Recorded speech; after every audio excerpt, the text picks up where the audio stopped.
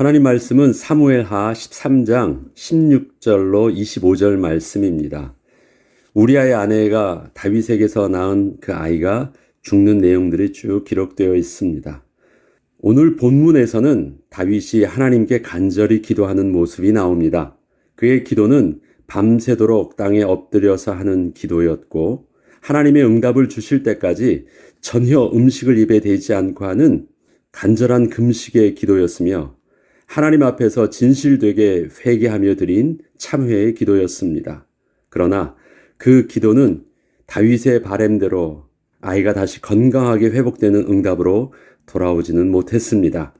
이러한 다윗의 기도는 그의 바람대로 응답이 되지는 않았지만, 하나님께서는 하나님의 선하신 계획과 방법으로 다윗에게 응답을 주셨습니다. 성경은 그 아들에 대해서 우리아의 아내가 다윗에게 낳은 아이라는 특별한 표현을 쓰고 있습니다.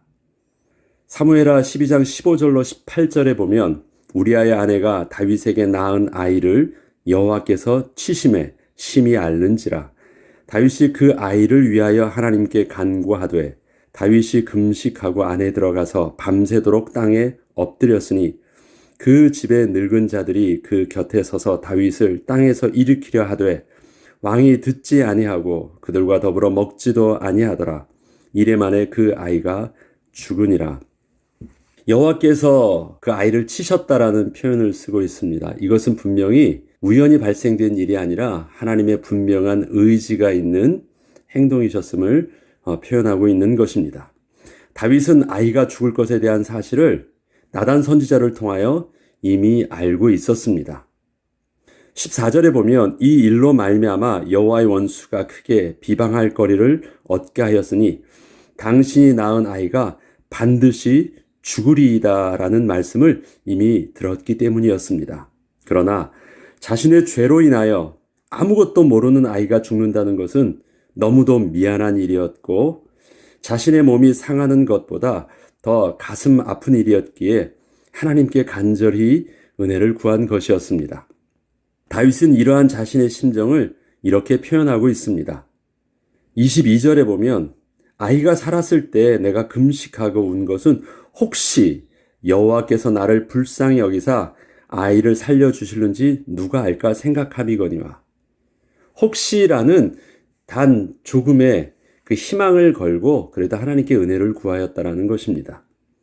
다윗은 하나님의 뜻을 분명히 알고 있었지만 하나님의 기준에서 진행되고 있는 뜻과 방법을 사람의 수준에서 되어지는 뜻과 방법으로 바꾸어서 되기를 간절히 기도한 것이었습니다. 하나님의 뜻, 하나님의 기준, 하나님의 수준, 그것은 무엇입니까? 하나님의 거룩하심이 하나님의 수준입니다. 하나님께서 선하신 뜻 가운데 하나님께서 복이 되어지도록 다윗에게 주려는 것이 하나님의 계획이십니다. 그러나 다윗은 범죄한 자신의 수준 속에서, 자신의 가지고 있는 그 가치 기준 속에서, 자신의 그 도덕적인 수준 속에서 어떻게 해서든지 이게 무마되어지고 회복되어지기를 원한 것이에요. 그것이 인간적으로 보면 간절히 원하는 기도처럼 보였지만 크게 영적인 관점에서 보면 하나님의 기준을 자기 기준으로 바꾸려고 지금 애를 쓰고 있다는 것입니다.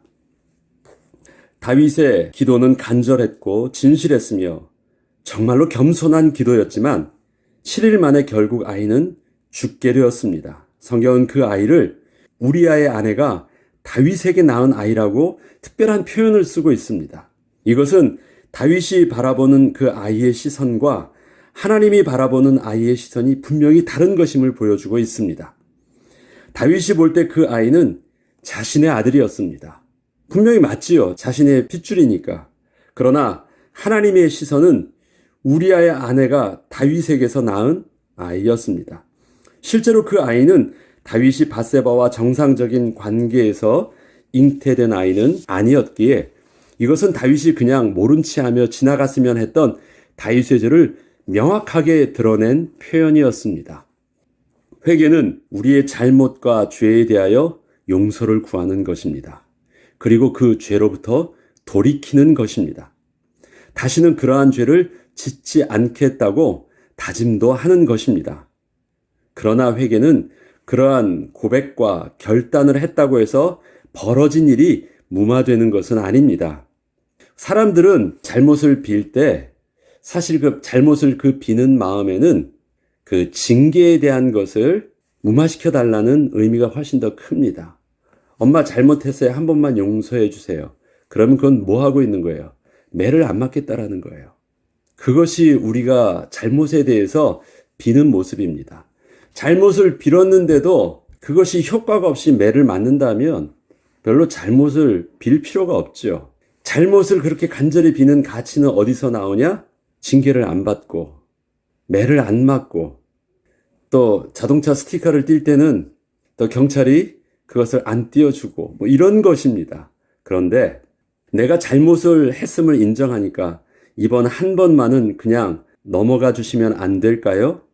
비록 내가 잘못을 한 것은 맞지만 이 일로 내가 투자해 놓은 것이 너무 많기 때문에 너무 손해가 큽니다. 다음부터는 절대 그러지 않을 테니까 이번 한 번만 용서해 주세요. 사실 이것이 인간적으로 잘못에 대해서 용서를 구하는 그 인간의 마음입니다. 그런데 하나님이 원하시는, 그 다음에 하나님께서 해결하시고자 하시는 그 회개에 대한 해답은 바로 거기에 있지 않습니다. 회개는 우리의 잘못을 무마시키기 위해서 하는 것이 아닙니다. 다시 거룩하신 하나님과 연합하는 일을 하는 것입니다. 죄의 심각성은 내가 하던 모든 일에 큰 손해를 보게 되었다는 것에 있지 않습니다. 생명의 근원이신 거룩하신 하나님과 단절되었다는 것에 있습니다. 그렇기 때문에 우리의 회개의 가장 중요한 핵심은 다시금 하나님의 거룩을 만족하고 그 하나님과의 연합을 회복하는 것입니다. 우리가 죄를 지어지면 당장 눈앞에 보이는 회개가 있습니다. 그 실패에 대해서 얻게 되는 유무적인 실패가 있습니다. 손해가 있습니다. 잃게 되는 것이 있습니다. 우리는 그것이 두려운 것이에요. 죄가 두려운 것이 아니라 그 죄에 대한 결과로 얻게 되어지는, 발생되어지는 어떠한 징벌과 손해와 어떤 피해와 고통이 우리를 더 두렵게 합니다. 그런데 하나님은 우리가 두려워하고 관심 있는 그러한 실패나 고통과 손해에 관심을 두지 아니하고 하나님과의 관계가 깨어져 있는 거룩하신 하나님의 백성이 다시 하나님께 나와서 관계가 회복되어지는 것이 하나님의 진짜 관심이기 때문에 하나님은 회개를 통해서 정말 저들에게 연합하게 할 수 있도록 하는 유일한 것, 그것은 거룩을 회복하는 것입니다. 거룩을 회복하지 않으면 하나님과의 연합은 되어지지 않아요. 우리가 그 관점을 놓치면 우리의 회개는 인간적인 손해에 대한 두려움으로밖에, 아무리 열심히 기도를 한다고 할지라도, 아무리 하나님 앞에 진심을 다해서 한다고 할지라도 내 육신적인 모습에 피해를 입을까 두려워하는 것이라면 우리는 분명하게 하나님께서 우리에게 기대하고 요구하시는 그 온전한 연합의 비밀들 속으로 우리는 회개를 통해서 들어갈 수 없습니다. 회개는 다시금 말씀드리지만 다시금 하나님께 돌아가는 것입니다. 잘못을 끊는 것만이 아니라 끊는 것이 1차적인 것이고 그 끊음으로 인해서 다시 하나님과 연합한 자가 되어서 하나님이 주시는 신령한 축복을 얻게 되는 것입니다. 이 일들은 단순히 우리가 잘못을 행동하던 지난날의 행동을 하지 않으며 해결되는 문제가 아니라 그때 오염되어져 있던 우리의 부정함이 다시 하나님의 거룩함으로 회복함을 입어야 됩니다. 죄에 대한 부정함은 그래서 하나님의 분명한 대속으로 그것이 말끔히 씻겨지고 대속함을 받아야 되는 분명한 이유가 필요한 것입니다. 하나님은 다윗과의 문제를 육신적인 손해와 축복의 문제로 다루고 계신 것이 아니었습니다. 다윗의 문제를 어린아이를 잃는 아버지의 문제로 본다면 그것은 안타까운 일이고, 어린아이는 다윗의 죄 때문에 아무것도 모르고 희생당하는 것이며 또 그렇게까지 하지 않으셔도 되는 일처럼 보이는 문제였습니다. 그러나 이것을 다윗이 다시 하나님의 은혜 속으로 들어가야 하는 일이라면 죄악 중에 맺어진 열매는 거룩하신 하나님의 복으로 누려질 수 없는 것임을 분명히 깨달아야만 하는 것이었습니다. 하나님께서는 다윗의 것을 빼앗아 가신 것이 아니셨습니다. 다시 거룩하신 하나님의 것으로 채우시기 위하여 다윗의 부정한 모든 것을 깨끗게 하여 주신 것입니다. 그것이 다윗의 입장에서는 자신의 생명을 건 금식 기도가 응답되지 못하는 아픔처럼 보였지만, 분명하신 하나님의 뜻은 하나님의 거룩하심 속에 하나님이 주시는 온전한 축복을 다윗에게 주시길 원하신 일이었습니다. 레위기 26장 40절로 42절에 보면 하나님의 백성이 범죄하였을 때 어떻게 다시 회복하고 어떻게 다시 하나님의 은혜를 또 얻게 되는지 그 영적인 비밀에 대해서 이렇게 말씀해 주셨습니다. 그들이 나를 거스른 잘못으로 자기의 죄악과 그들의 조상의 죄악을 자복하고 또 그들이 내게 대항함으로 나도 그들에게 대항하여 내가 그들을 그들의 원수들의 땅으로 끌고 갔음을 깨닫고, 이 지금 재앙이 나의 죄로 인하여 하나님께서 우리에게 행하신 일임을 깨닫는 것입니다. 그 할례 받지 아니한 그들의 마음이 낮아져서, 그런데 그것에 대해서 원망하지 아니하고 마땅히 하나님의 선하심 속에서 하나님의 징계를 받아들일 수 있으면 그것이 마음이 낮아진 것입니다. 그들의 죄악의 형벌을 기쁘게 받는 것입니다. 인정하니까 하나님이 나에게 선하신 뜻으로 행하시는 것을 내가 인정하였다는 것입니다. 그래서 그 형벌을 거부하거나 부정하거나 잘못된 것으로 여기지 아니하고 겸손함으로 내가 시인하고 받아들이는 것입니다. 형벌을 기쁘게 받으면 내가 야곱과 맺은 내 언약과 이삭과 맺은 내 언약을 기억하며 아브라함과 맺은 내 언약을 기억하고 그 땅을 기억하리라. 하나님은 이 모든 부분들을 하나님이 기억해 주신다. 그것은 무엇입니까? 결코 그것에 대해서 빼앗지 아니하시고 더 좋은 곳으로 회복하여 주신다는 은혜입니다. 다윗이 아이가 죽은 후 여호와의 전에 들어가서 경배하였다라고 합니다. 지금은 죽었으니 내가 어찌 금식하랴? 내가 다시 돌아오게 할 수 있느냐? 나는 그에게로 가려니와 그는 내게로 돌아오지 아니하리라. 돌이킬 수 없는 하나님의 주권 앞에서 다윗이 겸손히 순종하는 모습입니다. 다윗은 포기한 것이 아니라 하나님의 뜻에 온전히 순종한 것이었습니다. 얼핏 보면 비슷해 보이지만 이것은 굉장히 다른 의미입니다. 포기라는 건 내 마음은 양보가 안 됐지만 어쩔 수 없이 놓여질 수밖에 없는 것이에요.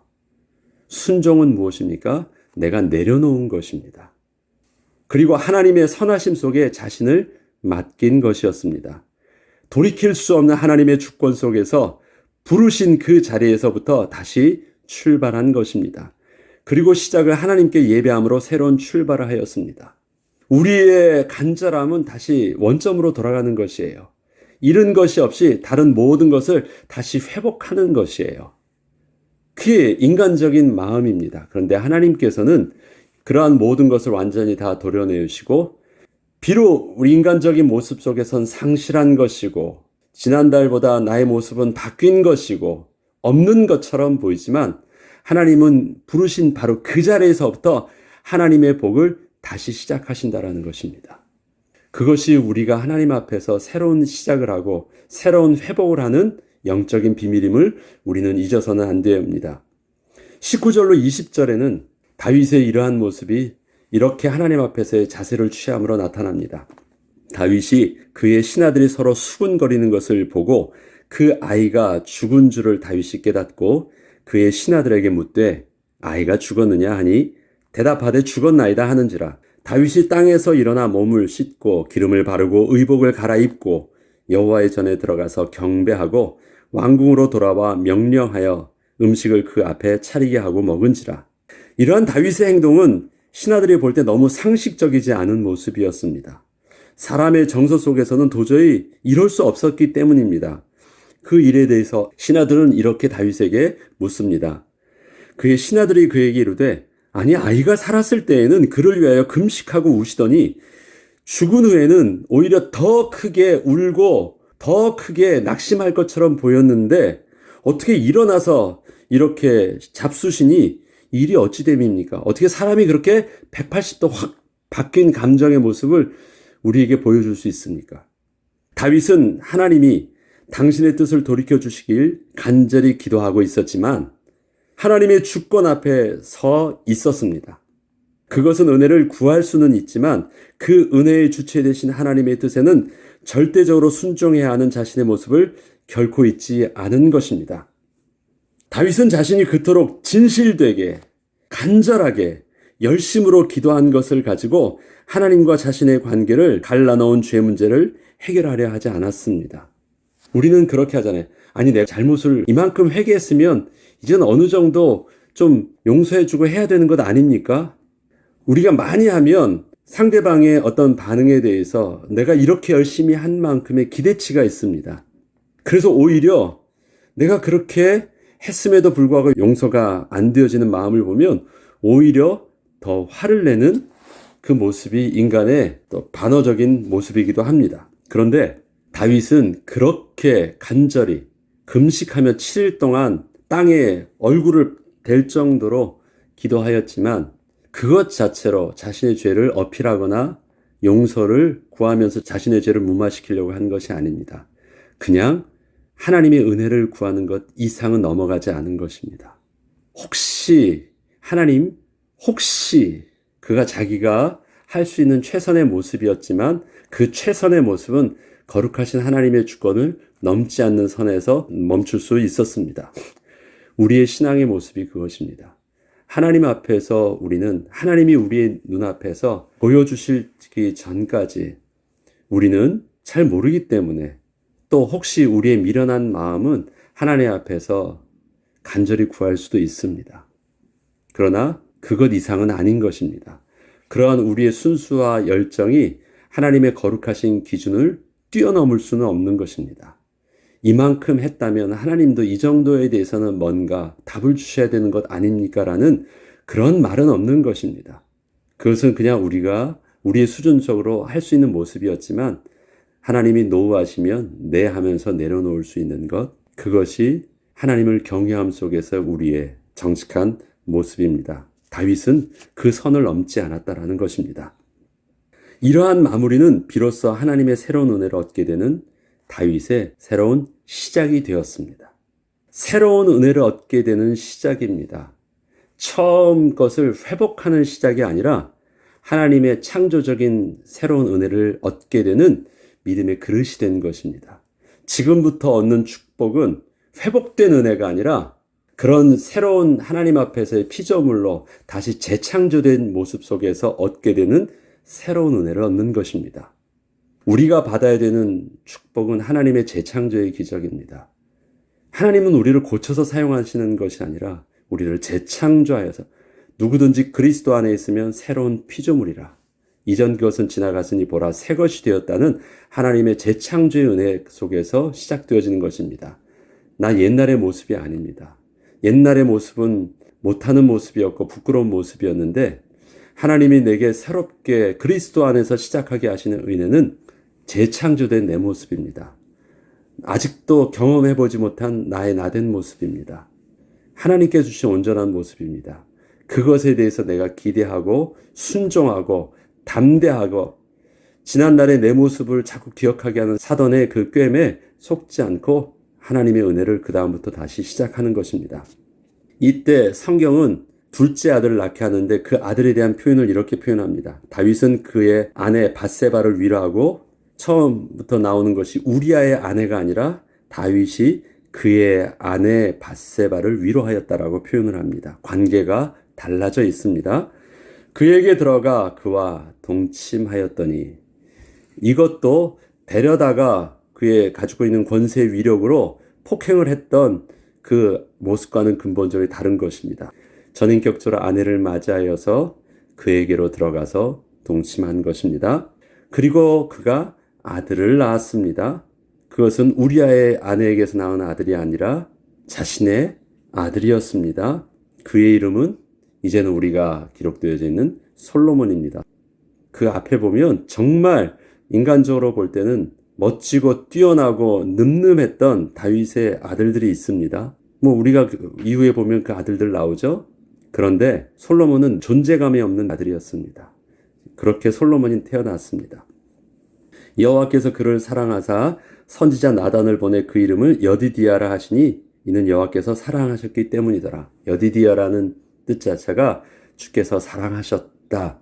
그 아들을 하나님께서 다윗에게 복으로 주셨다라는 것입니다. 너무 극적인 반전 아닙니까? 첫 아들은 저주요, 둘째 아들은 복입니다. 복과 저주의 그 중간에 다윗의 회개가 있고, 다윗의 멈춤이 있고, 다윗의 돌이킴이 있고, 다윗의 순종함이 있습니다.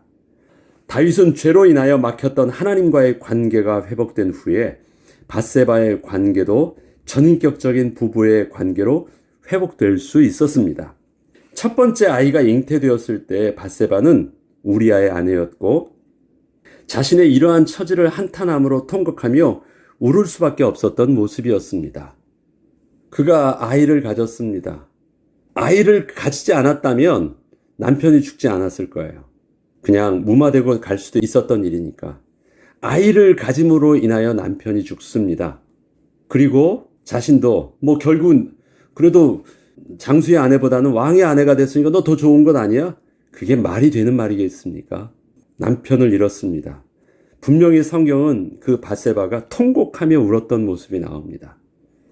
그때 밧세바는 자신의 남편 우리아가 죽은 후 합법적으로 다윗의 아내가 되었지만, 다윗은 그저 자신의 잘못에 대하여 스스로 법적이고 도덕적인 절차에 따라 책임을 다한 그렇게 처리한 것이었지, 밧세바를 자신의 아내로서 전인격적으로 맞이했던 것은 아니었습니다. 그것이 밧세바가 다윗의 아내가 되어서 왕궁으로 들어와서 첫 아들을 낳은 모습이었습니다. 그 이후로부터 밧세바는 아내로서의 어떤 인격적인 대우를 받을 수 있는 모습이 아니었습니다.